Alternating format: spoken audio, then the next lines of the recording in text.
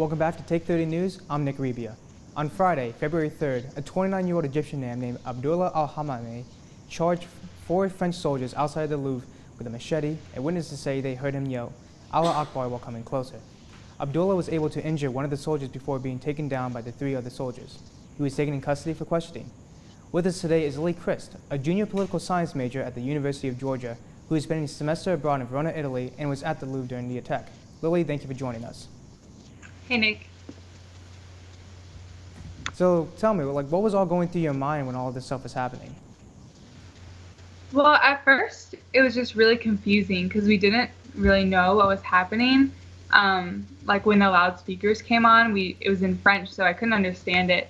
But one of the girls that was with me speaks French, and she went up to one of the security guards and said, you kind of asked, what's going on? And they said there's been a terrorist attack. So that was really shocking, and we just kind of there's a lot of movement and confusion, and we were all just kind of ushered around. But at first, we didn't know what was going on. Now, you were just there for the weekend. You guys just got up and you wanted to go visit the place for the weekend? Mm-hmm. When did you come back from Paris?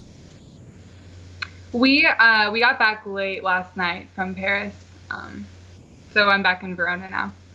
When the attack happened, did the U.S. Embassy in France contact you guys in any way, or did you guys not hear anything from them?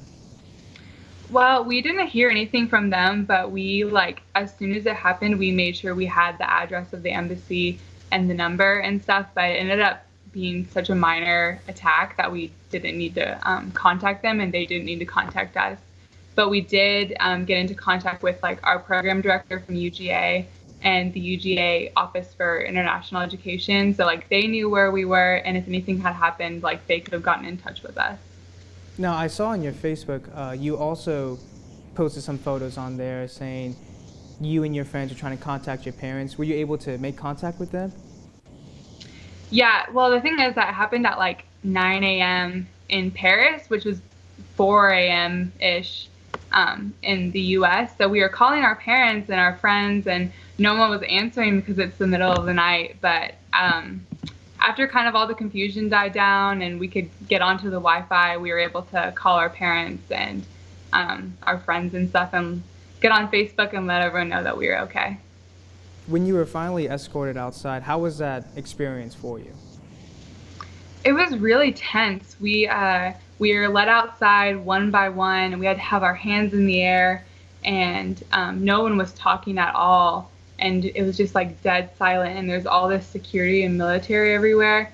That was probably one of the most intense moments of the whole thing, because it was we were finally let outside, and it was just everyone was just staring at each other what did we just go through?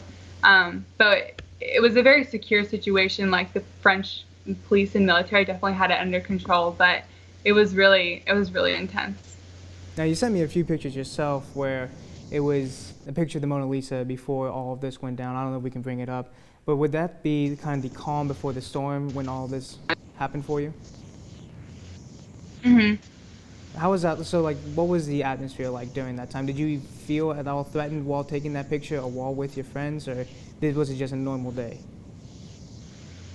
When we were on the way there, we were just so excited to be in Paris, because for some of us it was our first time, and it was beautiful outside and the sun was coming up, and we were just ready to have a good day, and then it kind of all got crazy really fast.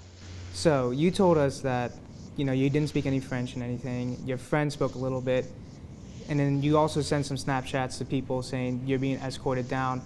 What was that like, being with that group of people, having to just follow and listen and just hope everything would be okay?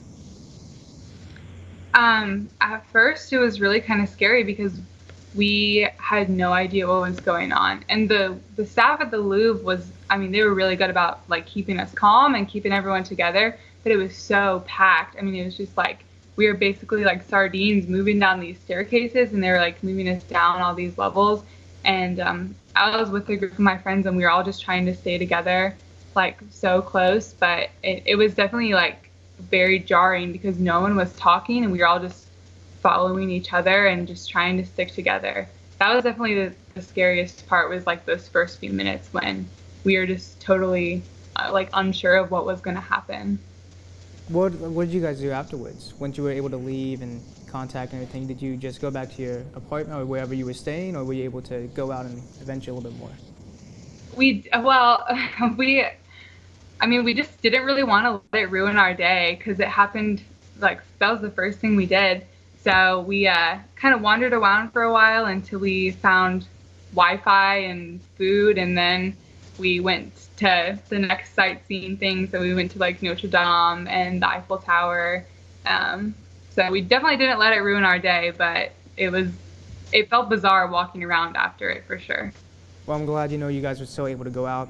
A lot of people would be more frightened or want to be more homesick. I saw some articles where families just did not leave the house for the rest of the day, even if they weren't out to begin with. How will this affect your traveling adventures for your future? I think still everyone just really wants to do all that we can while we're here. So, I think we'll definitely be more cautious, so, more alert for these kind of situations. But, you can't really predict when it's going to happen. So there's no use in just sitting inside for the rest of the time we're in Europe. So, we're still going to go out, but I think we'll definitely be more aware of this kind of threat that's going on in Europe right now. Well, it definitely sounds like you have a good outlook on this, even though the traumatic experience had happened.